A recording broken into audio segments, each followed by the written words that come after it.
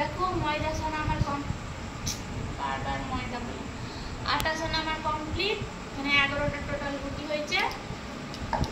আর আমি রান্নাঘরে আজকে একটা করে রুটি বেলবো আর একটা করে রুটি করবো, সে অবস্থা আমার নেই, কেননা এত গরম পড়েছে।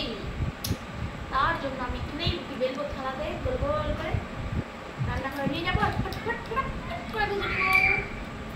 তো দেখতে থাকো আমি কি করে রুটি বেলি। এমন করে বলছি যে আজকাল কেউ রুটিই বেলেনি, আমি ফার্স্ট রুটি হয়েছি। দেখো তো আমার রুটিগুলো গোল হয় না কি হয়, ইন্ডিয়ান ম্যাপ নাকি? আশা করি ইন্ডিয়ান ম্যাপ হবে না, কারণ আমি তো রুটি বেলতে জানি, কিন্তু আমার একদম ভালো লাগে না রুটি বেলতে।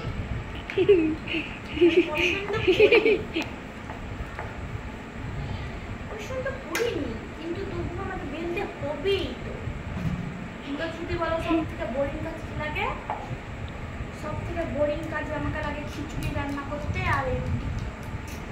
আমার মনে হয় দুনিয়ার সব থেকে বোরিং জিনিস এগুলো। ভালো কি লাগে বলো তো? ভাত রান্না করতে নিজে নিজেই হয়ে যায়, কিছু করতে হয় না।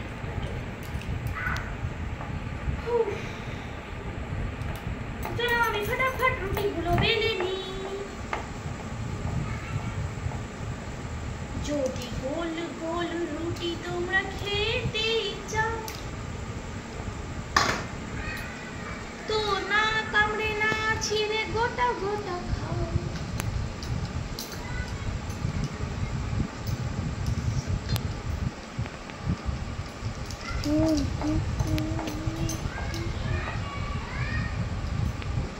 রুটি ঠান্ডার দিনে খেতে ভালো লাগে।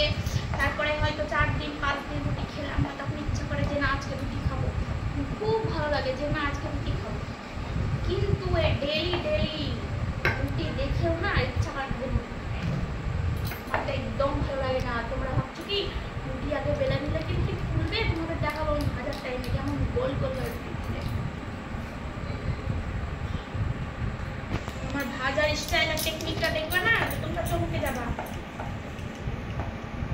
এত তাড়াতাড়ি রুটি করবো তোমরা বুঝতেও পারবে